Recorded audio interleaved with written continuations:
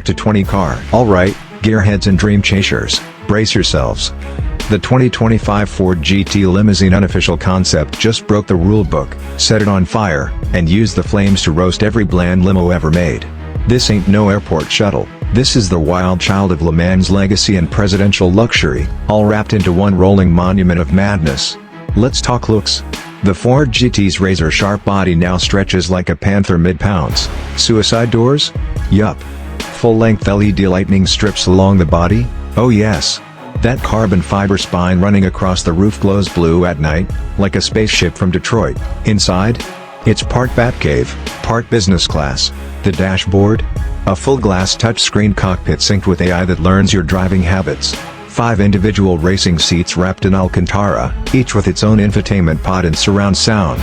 You can game, work, or just melt into the massage seats. Under the skin? A twin-turbocharged 3.5 liters EcoBoost V6 cranked to 720 horsepower. From 0 to 100 kilometers height? Just 4.1 seconds, faster than most muscle cars, and it's a limo. Who dares compete? Think Bentley Mulsanne Extended, Rolls-Royce Spectre Limo, or even a stretched McLaren 750S. None dare wear the GT badge, though. Price?